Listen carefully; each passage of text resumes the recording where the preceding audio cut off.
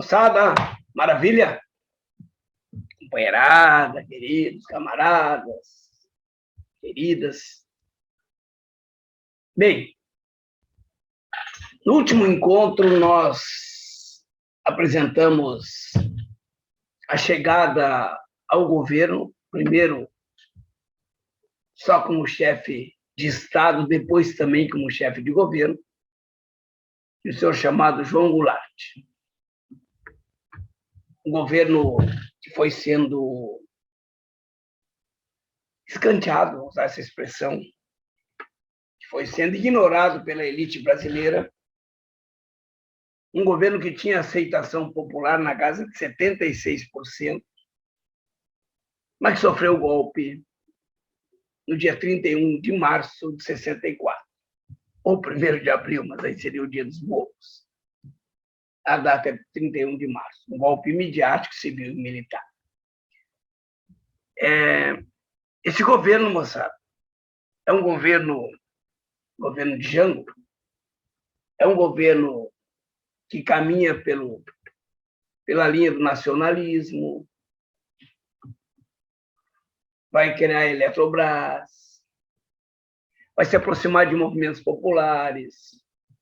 Quanto mais a direita, quanto mais o centro-direita, quanto mais os homens que pensam como a UDN se afastam do governo, mais boicotam iniciativas governamentais, projetos, mais ele cai nos braços de alguns movimentos sociais. E começa um carimbo, que é um governo sindicalista, é uma república de socialistas, de comunistas, as coisas que a gente ouve hoje ainda. Essa desinformação do brasileiro, que foi plantada, isso não é por acaso, para confundir tudo, para não entender conceitos e tal. E ele defende a reforma agrária, falei no último encontro. Assistam na internet, YouTube, comício da Central do Brasil, dia 13 de março de 64, 17 dias antes do golpe, que tu vai ver o presidente João Goulart. 6 laudas pregando na cidade de reforma agrária. Reforma de base, tudo isso. Bem, é um governo. E em 63, ele é do plebiscito, ele passa a ser presidente de fato, acaba com o parlamentarismo, mas dura pouco tempo, 1 ano aproximadamente, e manda o homem para o Uruguai. Então chegam os militares. Obviamente, esses militares não governam para eles. Os militares é a vanguarda, não no sentido intelectual, de ir na frente, de se apresentar de um projeto internacionalista e também da burguesia nacional, que não quer a reforma agrária, que não quer distribuição de riqueza, que não quer abandonar os seus privilégios, que não quer tratar, não. Esse país não tem lugar para igualdades. E pronto. Eu costumo, quando eu falo do golpe militar, frisar, por isso que eu coloquei ele em cima, golpe midiático, civil e militar. Tem um livro do senhor Juremir Machado da Silva, que ele fala sobre esse golpe. Ele diz o seguinte, que de todos os meios de comunicação, todas as grandes empresas de comunicação nacionais, uma única empresa não apoiou o golpe, uma única empresa. A empresa, a última hora, de um jornalista muito sério chamado Samuel Weiner, um crítico. Samuel Weiner disse, cara, não vão cair nessa de que eles vão trazer a democracia, de que o crescimento vai ser para todo mundo. Enfim, um crítico do golpe. Alguns chamam de revolução, olha o absurdo. Muitos deles, em 68, quando dá o golpe dentro do golpe, quando vem o AI-5, vão dizer, I'm sorry, nós erramos. Foi uma brincadeira. E outros, como a Rede Globo, alguns pouquinhos anos atrás, vão dizer, pá, gente, embarcamos na canoa errada, como tantas outras canoas que embarcarão no golpe de 2016, Vou embarcar na campanha do Collor de Mello de 89. Vou embarcar, inclusive, nesse governo aí. Enfim, estamos aí. Vamos falar desse governo. O golpe é dado dia 31 de março. E hoje a gente sabe que serão 5 presidentes militares. O primeiro deles, Castelo Branco, vai de 64 a 67, chegando a 68. É o homem que faz os primeiros 4 anos de governo, era uma junta militar, depois Castelo Branco. Substitui Castelo Branco Costa em si, um homem pé de valsa, muito comunicativo, dava risada fácil, mas durou 1 ano, mais ou menos, e é o cara do AI-5, tá? Depois vem o braço de ferro, vem os anos de chumbo. Os anos de crescimento econômico, sim, mas os anos de tortura, maior do que outros. Emílio Garrastazu Médici, que vai de 69 a 74, são 5 anos. Depois do Médici, e Médici governa numa euforia econômica. Médici vai ser o cara do milagre econômico brasileiro. O dinheiro entra fácil, eles vão comentar particularmente esse momento. E depois de Médici vem Geisel. Geisel pega a crise mundial, a crise do petróleo, aí o rumo que a economia vai dar é ser mais nacionalista, mais contar com as oligarquias regionais, com a burguesia nacional, com o capital nacional, do que mesmo dos gringos, porque não está entrando aqui, como entrava antes. E, por fim, de 79 a 85, o homem que dizia que eu vou impor a democracia, nem que seja na porrada, João Batista Figueiredo. Mas ele dizia mais. Ele dizia que preferia cheiro de cavalo do que cheiro de gente. Bem, são 5 governos. Grosseiramente falando, nós temos 3 momentos, 3 grandes recortes a gente pode fazer. O primeiro deles, do período militar, vai de 64 a 68. É um período de recuperar a confiança do capitalismo internacional, de superar a crise do pré-golpe, de superar a crise que Jango, em 62, 63, Jango não, mas que a conjuntura brasileira deixou. Lembra que Jango não gostava? Jango tinha sido eleito numa chapa junto com Henrique Teixeira Lott. Lembra que Jango não era o vice de Jânio Quadros? Que na época tu podia votar no presidente dessa chapa e no vice da outra? E é isso que o brasileiro fez. Quando Jânio Quadros renunciou, Jango custou assumir.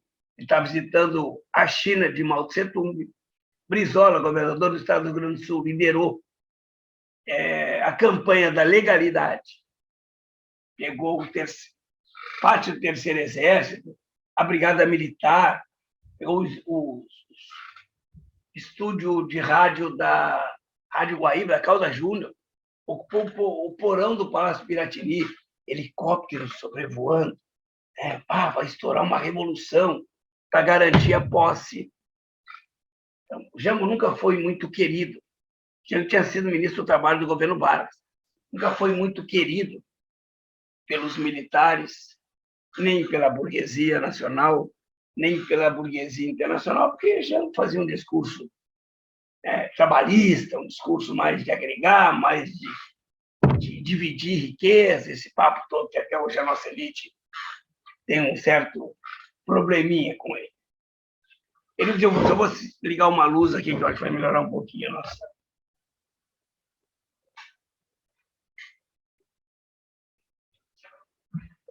Melhorou? Um pouquinho, né? Então vamos continuar. Então, esse primeiro momento, tem livros de história equivocados, a meu ver, que diz o seguinte: o golpe militar, civil e midiático, vou sempre que eu lembrar acrescentar esses elementos, foi um golpe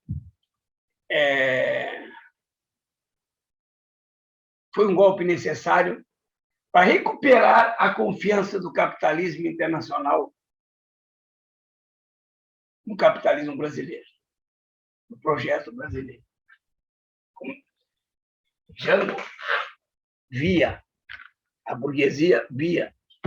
Lembra do tripé econômico organizado por JK, que nós já conversamos? O Estado brasileiro vai ser responsável pela infraestrutura, energia, telecomunicações, transporte, matéria-prima. O Estado fornece e se ganha com isso. A burguesia internacional vai trazer para cá a indústria de bens de consumo duráveis, entre eles automobilística, eletrodomésticos, montar tudo aqui. E a burguesia nacional produz insumos para esses caras. Então, enquanto entra dinheiro que vem lá de fora, está tudo muito bem, obrigado. O Estado tem de quem cobrar impostos, o Estado tem para quem fornecer infraestrutura, e a burguesia nacional tem para quem produzir parafuso, fio, válvula, para-brisa de carro, pneu. Quando esse capital diminui, quando essas multinacionais param de entrar, a nossa burguesia nacional não tem para quem produzir para-brisa. E o Estado também não tem para quem vender aço, energia. A crise é geral. Essa é a crise do pré-golpe. Lembra que de 58, dos anos 50, 55, até 73, 75, a crise do petróleo, nesse período, tem muita grana entrando aqui. São os anos dourados do capitalismo, que permite, inclusive, um milagre econômico brasileiro. E se tem muito dinheiro sobrando no mundo, o dinheiro é mais barato. Vamos para lá. E a gente vai se endividando para pagar no futuro. Só que o futuro chegou. Vou encerrar minha aula falando do futuro. É 64. Então, o primeiro período, 64 68, é um período de recuperação da confiança dos capitalistas internacionais, principalmente dos norte-americanos. Nós alinhamos os norte-americanos, seguimos a cartilha deles. 68 e 73, a confiança foi recuperada. Cumprimos a cartilha ao pé da letra, bonitinho. Temos a confiança dele, nós estamos combatendo comunistas, estamos dando porrada de sindicalista, tem os atos institucionais em seguida. E aí é um milagre econômico. Tem um capítulo à parte para a gente falar dele assim, tá? Só que num dia de 73, o valor do barril do petróleo salta de 2,90 para 11,30. E como tudo era indexado, tudo era vinculado ao preço do petróleo, essa crise do petróleo, que acontece na região do Oriente Médio, ela é startada por lá, numa treta entre principalmente o Egito e outros países árabes, Israel, faz com que os árabes escondam o petróleo. E o valor do barril salta. Só que tudo está vinculado ao valor do barril do petróleo, a gasolina. A hora que subiu o petróleo, sobe a gasolina, mas sobe a folha de papel, sobe a camiseta, sobe a mensalidade da escola, sobe o arroz, tudo está vinculado ao petróleo, é o principal insumo da sociedade capitalista, anos 60, 70. Então, esse acontecimento histórico, geopolítico no Oriente Médio, a guerra do Yom Kippur, vai gerar a crise do petróleo. E quando vem a crise do petróleo, eles vão cobrar de nós todo o dinheiro que nós pedimos emprestado, todo o auxílio que nos deram durante os anos dourados do capitalismo. Começa com JK, mas depois o Jânio Quadros, Jango, os próprios militares, cara, e vem dinheiro. A juro, depois a gente vê, juro insignificante, mas pode mudar. Se a conjuntura planetária mudar, e vai mudar. Então, é uma crise do capitalismo internacional. O Estado vai ter que arregaçar as mangas e, mais uma vez, o Estado, a burguesia nacional, o capital brasileiro, o Estado, o suor dos trabalhadores vão financiar o governo militar de 74 até 85, por mais 11 anos. Foram 21 anos. Poderíamos dizer que foram 10 anos de euforia, os 10 primeiros anos, e depois são 11 anos de ter que se reinventar. 64, 68, a recuperação da confiança do capital externo, 68, 73, milagre econômico brasileiro, 74, 85, crise do capitalismo mundial, e o Estado brasileiro vai ter que... E aí a gente vai começar pontualmente. Beleza? Então, falei da crise do pré-golpe, falei do golpe imediato civil e militar, É criado um programa, o PAEG, Programa de Ação Econômica do Governo, em 64. O objetivo do PAEG: recuperar o desenvolvimento interrompido com o golpe entre 62 e 63. Ajuste de contas públicas. O Estado está gastando demais e no que não deve, segundo os militares e aqueles que os militares representam. É necessária uma reforma tributária, cobrança de tributos, criar impostos, principalmente em cima de trabalhadores, e uma reforma fiscal. Até hoje fala-se muito disso, né? Da lei de responsabilidade fiscal, do Estado não gastar mais com funcionário público do que pode gastar. Controlar a inflação, portanto, diminuir a inflação. Aqui. Cria um Banco Central, em 64, Banco Central do Brasil. Cria um sistema financeiro da habitação, que vai ser uma fusão do BNH com a Caixa Federal, passar a financiar imóveis para a classe média alta, à custa do suor e do baixo salário de muito trabalhador. Cria um fundo de garantia do tempo de serviço. Quando cria um fundo de garantia do tempo de serviço, tu está terminando com a estabilidade. Muita gente optou por não adotar. O fundo de garantia é uma possibilidade de demitir. Então, o trabalhador deposita 8% de todo mês salário, o patrão deposita, para quando ele for demitido, ele ter uma garantia pelo tempo que ele prestou serviço. Recuperar a confiança do capitalismo internacional. Beleza? Características desse período. Grande crescimento do PIB. Galera, eu vou falar do milagre econômico brasileiro. E de 68 a 73, o Brasil cresceu de 9% a 14%. Cresceu em média 11,1%. Sabe o que é crescer em média 11,1%? 11,1%. O Brasil, recentemente, o governo Lula, 2007, cresceu 7, não sei o que por cento. E foi um... a China cresce 8%, a Índia cresce 6%, o Brasil cresceu. Dizem que nenhuma economia cresceu tanto quanto cresceu a economia brasileira nesses 5, 6 anos do chamado milagre econômico brasileiro. Claro que esse crescimento do PIB vem acompanhado de um crescimento da taxa de inflação absurdo. Sai de 90%, ela vai chegar a 242%, se não me engano. Esses dados eu passo precisamente para vocês em seguida. É um período de transferência de renda, uma concentração de renda. Impostos são gerados em cima do suor do pedreiro, do trabalhador de mais baixa hierarquia, para sustentar o consumo da classe média alta. Também são dados que eu trago a seguir. Vai ter que trabalhar cada vez mais horas para ganhar o que tu ganhava antes. A inflação vai engolir o teu salário, os impostos também.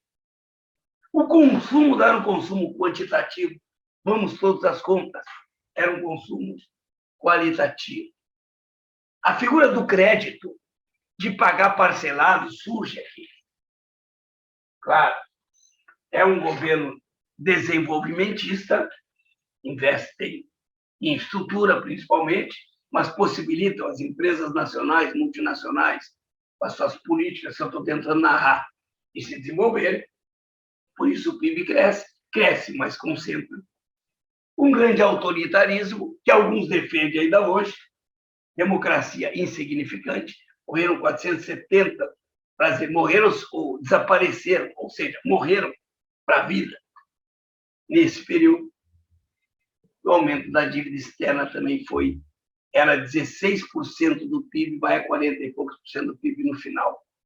Então, nós pagamos um preço por esse crescimento todo. Isso tem que ficar muito claro. E quando eu vejo ainda brasileiros defendendo... eu falo agora porque é perigo eu esquecer. Tem um senhor chamado Delfim Neto, vivo ainda. Ele era ministro do governo militar em 68, durante o AI-5, que usava a seguinte expressão: nós temos que fazer o bolo crescer para depois dividir. O bolo cresceu muito. Olha que fermento botaram nesse bolo, mas não partilham em fatias iguais. Continuaram concentrando. Delfim Neto também, durante o milagre econômico, falo agora porque periga eu esquecer, ele dizia o seguinte: perguntaram para ele, seu Delfim, agora, uma década atrás, se o senhor pudesse voltar, o senhor pegaria todo aquele dinheiro emprestado que o Brasil pegou, e não foi pouco, e disse, se eu pudesse pegar, eu não pegaria aquele valor. Oh, não pegaria, então aprendeu com o troço. Eu pegaria muito mais. E ele esclareceu. Porque a taxa de juros que nos cobravam naquela ocasião era tão insignificante que seria milagre não ter acontecido o milagre. Ao mesmo tempo que ele fala isso, ele é sarcástico. Bem, 2 grandes planos nacional de desenvolvimento são desenvolvidos pelo Estado, pelos militares, pela burguesia que dentro do palácio está, para implementar a economia. O que seria esse Plano Nacional de Desenvolvimento? Poderia comparar com o plano de metas, com a reforma de base do Jango, com o PAC do Lula, quem sabe. O primeiro vai de 72 a 74. 72 a 74, ano de euforia, ano que o mundo tem grana sobrando.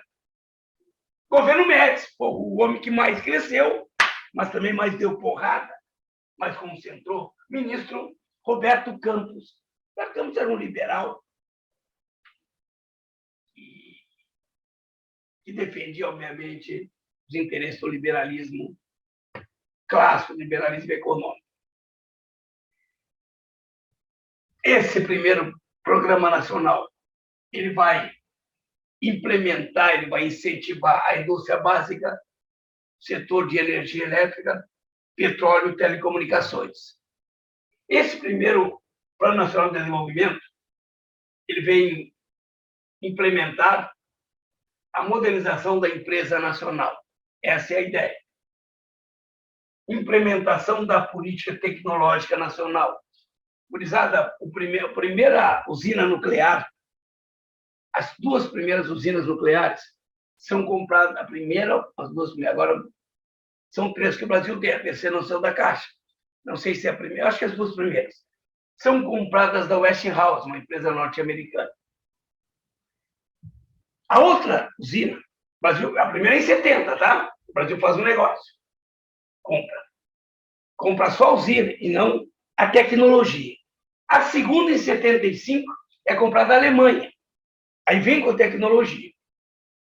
Então, modernização do sistema financeiro, produção da política tecnológica, Itaipu, essas obras gigantescas, essas grandes hidrelétricas, que hoje são questionadas pelos ambientalistas, pelas pessoas com dor neurônio, porque tu termina com populações de animais, questão ambiental, tu desloca populações ribeirinhas, tu emite CH4 quando tu tem necessidade de criar esse grande lago. Por que grandes lagos? Na época, o Brasil tinha 90% da sua matriz energética à base de hidrelétrica. Se essa hidrelétrica, se não chover, eu vou precisar de mais água. E essa água vai ficar represada. O grande lago de Itaipu, a maior usina hidrelétrica do mundo por muito tempo. Itaipu já era 20% da usina da energia elétrica brasileira, nos anos 2000 já. A ponte Rio-Niterói, 13 quilômetros, um desafio da engenharia, precisava de balsinha, continua, mas tem a ponte. E a Transamazônica, que nunca foi concluída, mas essas obras fararam o Brasil gigante, o Brasil que pode, o Brasil orgulhoso, ame ou deixe, era o adesivo que se usava. Eu era um menininho, pequeno, em 1972, quando veio o Sesc Centenário da Independência. 150 anos da independência lá em 22. E tinha uma música que a gente cantava assim na escola, a gente cantava quando saía de carro com os familiares. Sesc Centenário e vamos mais e mais na festa do amor e da paz. Do amor e da paz para quem? Esse é o primeiro plano. Quando o capital externo está bancando, está sobrando dinheiro no mundo, o dinheiro é barato, as empresas estão entrando aqui também. Já o segundo Plano Nacional de Desenvolvimento vai de 75 a 79. Aí vai ter que te reinventar. Que a crise fez com que o capital se afastasse daqui. O capital externo descobriu, os grandes investidores internacionais, descobriu o leste asiático. Vai descobrir a China a partir de 76, com a morte de Mao Tse-tung e a ascensão de Deng Xiaoping. Vai descobrir a Índia. Vai redescobrir o Japão. Descobre os tigres asiáticos. Para lá vai o dinheiro do mundo. E nós começamos a viver o prenúncio da década perdida, da grande recessão dos anos 80, também militar. O dinheiro terminou, cara. Eles vão cobrar o que eu devo, eu não pago. Então, uma onda inflacionária toma conta do mundo em 73. O deslocamento do eixo econômico para a Ásia, abandono a América Latina. Uma onda inflacionária, deslocamento do eixo econômico. A crise da dívida externa do terceiro mundo e a grande recessão. Capital financeiro nacional, as oligarquias regionais vão investir nesse segundo PND. Forte intervenção estatal, não há outro caminho. O mundo meio que nos abandonou, está nos cobrando essa euforia, toda essa festa de entrada de grana, juro baixo. Produção de insumos básicos, produzir insumos básicos. Eu fortaleço outras indústrias. Te liga. Por exemplo, a indústria siderúrgica é considerada uma indústria dinâmica. Uma indústria de base e dinâmica. Porque hoje tu produz aço, tu pode produzir máquina, e a matéria-prima. Onde produz aço, tu pode produzir equipamentos, desenvolve a indústria metal-mecânica, investir na área de energia, continuar construindo Tucuruí e outras tantas hidrelétricas, alimentos. A gente poderia chamar de desenvolvimentismo ou de um período de desenvolvimento, apesar da precariedade externa, apesar do abandono do capital dos nossos sócios. Lembra que a FHC chamou esse capitalismo brasileiro associado ao capital externo de capitalismo associado dependente ou dependente associado? Pois bem, a crise do petróleo gera a década perdida, é o assunto que a gente leva agora a seguir. E o milagre econômico deve ser bem pontualmente trabalhado. O que o senhor faz? O senhor pega os seus cartazes, o senhor vem aqui, tomara que o senhor não se atrapalhe. Eu apaguei aqui, estava escrito Angola, 1974. O que eu poderia destacar disso? Olha que loucura. Angola, 1975. Angola é colônia, desde o imperialismo na África, colônia portuguesa. E Angola passa por uma revolução entre 74 e 75 e passa a ser governada por um senhor chamado Agostinho Neto, um poeta angolano, de orientação socialista, um governo marxista instalado em Angola. Olha a loucura, velho. Angola tem grande reserva de petróleo. Em 74, o mundo começa a sentir falta desse hidrocarboneto. Primeiro governo no mundo a reconhecer o governo socialista de Angola, a independência de Angola, foi o governo Geisel, que aqui dentro do Brasil bate em comunista. Eles tinham um documento, o CCC, Comando de Caça aos Comunistas. Como é fácil tu adotar um inimigo que nem existe, né? O homem que lutava sem conhecer o seu verdadeiro inimigo, isso é Brecht. Bem, então o primeiro quadro apresenta o seguinte: dados gerais sobre os governos militares. Em 1964, a inflação era de 92%. No governo Sarney vai ser de 89% em determinado mês, em determinado período de um mês. a inflação era de 92%. Final do governo, em 85, 21 anos depois, saltou para 242%. Isso significa dizer que o dinheiro do trabalhador, o dinheiro das pessoas está perdendo valor.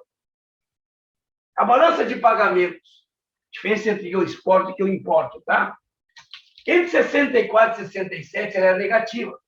3,8 milhões de dólares negativo. No milagre econômico, olha que loucura isso. Ela salta de 68 a 73 para 1,1 bilhão, de 13 milhões negativo, 1,1 bilhão positiva. Cresceu?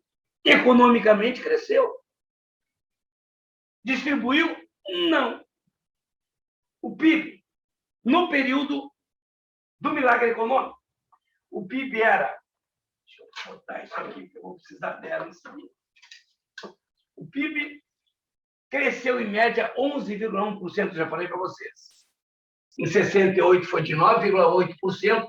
Cara, uma economia crescer 9,8%. Hoje não acontece. Em 73, no ano da crise do petróleo, chegou a 14%. Pois bem, deixa eu tirar esse cartazinho. E agora eu coloco esse cartazinho. Segura a onda aí. Então, nós estamos falando de um período em que crescer não foi problema. Pelo contrário, crescer, prometer e crescer. Prometeram também uma maior democracia, que não aconteceu. Agora, vamos continuar falando de dados econômicos, tá? 1964, a gente tinha uma dívida externa que comprometia 16% do produto interno bruto. O produto interno bruto é o somatório de toda a riqueza produzida no país. Já em 85, praticamente a metade, 47% do PIB brasileiro era comprometido com a dívida externa. Muitas empresas estatais construídas durante o período militar, 47% de empresas estatais. Eu destaco 3. A Telebrás, Correios, que agora estão tentando privatizar, e a Embrapa. O que é a Embrapa? Empresa Brasileira de Pesquisas Agropecuárias. Não esqueçam disso aqui. É período da Revolução Verde, das novas fronteiras agrícolas, do agronegócio, da soja bombando, e o Estado cria essa empresa de pesquisa agropecuária para auxiliar esse setor, o setor primário, o setor da agropecuária. Empresas públicas são criadas para proteger empresas privadas. Um grande protecionismo, principalmente depois dos anos 70, depois de 74, depois da crise. Isso aqui, para mim, é louco. Para entender por que eu digo isso aqui é louco. No período militar, houve, sim, senhor, uma drenagem de dinheiro de pobre, de operário, para a classe média alta, que comprou apartamentos bonitos. Na minha cidade, tem uma rua chamada Nilo Peçanha, tem um conjunto de prédios, de apartamentos. Uma vez eu fui num apartamento daquele, eu fui convidado para trabalhar num curso aqui em Porto Alegre, fui na casa do dono do curso, patrão. Fica do lado de um clube também, para quem tem o clube Grêmio Náutico União, a burguesia da cidade. E, cara, o apartamento é muito grande. Está na região nobre. Compraram, financiado durante a ditadura militar, a juros insignificantes. Como é que eu distribuo a riqueza, tá? Distribuição de renda de 60 a 70. Poderia avançar. Eu vou pegar 80% da população, que é população economicamente ativa, com renda baixa ou média baixa, 80%. E 20% da população, média alta e alta. Em 60, eu até fiz essa continha. Em 60, se eu somar esses dois valores, eu tenho 45,65% da riqueza na mão de 80% da população.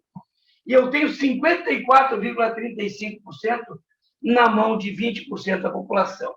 Agora, vamos continuar. Se eu pegar... Agora, em 1960, tá? Somei isso aqui, deu 45. Somei isso aqui, deu 55. Em 70, somei isso aqui, deu 37. Somei isso aqui, deu 63. Então, 20% da população brasileira salta da concentração de 55% para 63%. E 80% cai de 45% para 37%. Isso mostra o quão o período militar desviou renda de trabalhador, seus mecanismos financeiros. Ao mesmo tempo, como é que eu posso, mais do que crescer economicamente, me desenvolver?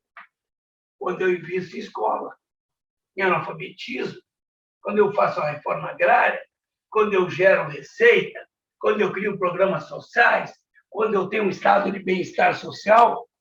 Pois a escolaridade do brasileiro foi a mais baixa de todos os países da América do Sul, mesmo com outros com governos militares, que era uma tônica, né? Paraguai vivia governo militar, Uruguai, Argentina, a Guatemala viveu, Peru viveu, Bolívia viveu. Então, em 21 anos de ditadura militar, a escolaridade do Brasil cresceu 0,1, 21 anos. Eu estudava 13 anos, mas está 13 anos, em média. Já nos 20 anos de governo civil subsequente à ditadura militar, aumentou em 2,71 anos. Os militares não investiam em educação básica, não investiam em educação pública, não investiam em educação, investiam em armas. 473 mortos desaparecidos. 17 atos institucionais, o mais famoso deles é o AI-5, fechamento do Congresso, a criação do bipartidarismo, fim do habeas corpus, tem alguns que defendem ainda hoje.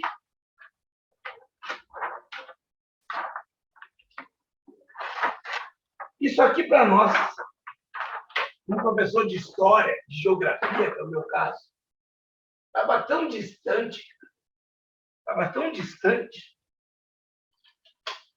sabe? Ficou no tempo de ditadura, ninguém vai defender, ninguém com uma racionalidade mínima vai defender a ditadura militar, a volta dela. Estávamos enganados. Evolução do salário real, 58, 69, um recorte. Os 5 primeiros anos. Em 58, o cara ganhava 8,59 novos cruzeiros novos. Ele valia 8,54. Em 59, a inflação vai deteriorando. Ganhava 11, valia 8. Em 60, ele ganhava 15, fazia metade, 8. Em 61, ganhava 23. Agora, olha que loucura. Em 64, ganhava 121 cruzeiros novos. Valia 9. A inflação foi a alta dos preços, dos impostos, o suor do cara que não é compensado. Em 69, ele ganhava, literalmente, na carteira, o documento, nominalmente, o salário era 480. Valia 6,58. Cara, eu olho esses números, eu fico chocado, fico apavorado. Como dizia Raul Seixas, falta cultura para cuspir na estrutura. E aqui eu tenho com vocês dados do milagre econômico brasileiro. 68 a 71. Repito, o PIB, que era de 9,8, salta para 14%. A inflação, que era 19, saltou para 19, para 15. Então, a inflação, uma curiosidade, somente no milagre econômico brasileiro, a inflação sofreu uma redução. Porque ela vai de 90 em 64 a 240 em 85. Aqui é uma redução. A curva é uma inflexão. Então, o que facilita os anos dourados do capitalismo? Empréstimos a juros baixos, alinhamento com a política externa dos Estados Unidos. É um período de grande crescimento econômico do PIB, redução da inflação, de 19 para 15, aumento da dívida externa e grande concentração de rendas. Ao mesmo tempo, eu volto a repetir, ao mesmo tempo que nós crescíamos economicamente, nós não nos desenvolvíamos economicamente. Celso Furtado diz, eu cresço quando o PIB aumenta e eu me desenvolvo quando o IDH aumenta junto com o PIB. Não é esse caso, pelo contrário. Isso tem que ficar claro. Ah, mas na ditadura militar não tinha caso de corrupção, tu não sabia, não, a Polícia Federal não podia investigar, era mordaça. Como é que tu sabe que não tinha? Como não tinha, velho?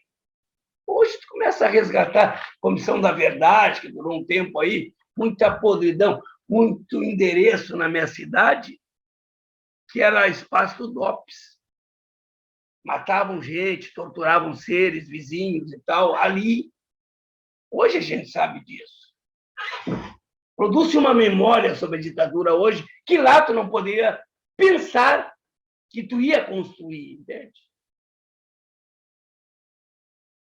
É isso. Pois é. Essa concentração de renda que continua durante o período militar, ela possibilita que hoje, por exemplo, eu trouxe uns dados para vocês. 19 milhões de brasileiros não conseguem conjugar o verbo no amanhã, para eles não têm futuro. 19 milhões de brasileiros não sabem se amanhã vão ganhar. É hoje. Vive um dia depois do amanhã, como diria o grande Mano Brown. E eu peguei dados. Durante a pandemia, aumentou de 45 para 65 o número de bilionários no Brasil. Então, enquanto está todo mundo perdendo emprego, se fudendo, não tem para onde correr, aumentam os bilionários. Que mecanismo é esse? Que loucura é essa?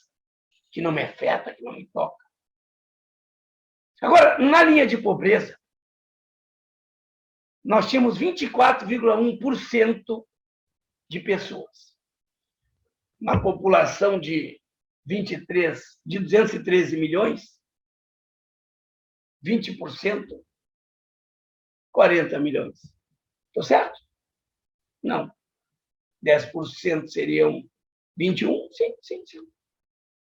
São brasileiros que não ganham $5,50 por dia, ou seja, que não ganham R$450 no final do mês. Com o auxílio emergencial, que não é o governo que deu, que é o Estado, que é a sociedade, aquele de R$600 é de 24,1%. Sem o auxílio, seria de 32%. Então, olha, com o auxílio, pouca coisa que o Estado faz é muito. A pobreza extrema. Na pobreza extrema, tu tem 6,8%, que com programas de auxílio emergencial cai a 5,7%. Beleza? O que é pobreza extrema? É quem ganha até $1,90 por dia. Quem ganha R$155 por mês. Já pensou, cara? 155 por mês. Mas eu tenho um dado, que não é a ditadura militar que é hoje. 1% da população brasileira concentra 43% do PIB. 1% concentra 43% do produto interno bruto. Olha, o Gini é a amplitude de quem ganha mais e menos. O Brasil está entre os 10 piores do mundo. Isso é fruto de uma construção. Então, toda vez que tu idealizar o crescimento econômico do período militar, o crescimento do PIB, a segurança das pessoas, podia sair na rua, ninguém te roubava o celular, até porque não tinha celular, não. Tu pensa como foi engendrado, como foi construído e por quem esses 21 anos de obscuridade. Alguns falam de período de exceção, não é exceção, é uma tônica do Brasil, o autoritarismo, a concentração atual. Valeu, queridos? Então, 3 grandes momentos, 64, 68, 68, 73, o milagre econômico, e 73 em diante, que nós vamos ter que dar jeito com as oligarquias regionais, com o capital financeiro nacional, é o que a gente alinha com Angola, não gostando de comunista. A gente, eu digo, é o governo. Por quê? Porque Angola tinha petróleo. Então, pragmatismo. Mas com os americanos vai alinhar a partir de 74, exclusivamente com eles, porque eles não conseguem mais te atender. De 69 a 74, se não me engano, são 17 atos institucionais. E muita gente que cada ato institucional, cada vez que tu apertava o cerco aqui, que tu matava, arrancava um mamilo e tal, estava linkado a uma liberação de verba pelos americanos, que a partir de 74 já não acontece mais. E vem a crise. E o toyotismo começa a vencer o fordismo. Para pensar o golpe, não é pensar o golpe de olho só no Brasil, é pensar o que está acontecendo lá fora. Essa aula foi muito longa, mas eu não tinha como atravessar esse longo e importante período sem gastar esse tempo todo. Desculpe a extensão da aula, assiste mais de um momento, essa altura já chegou no final, né? Beijão. Tamo junto, nós, até a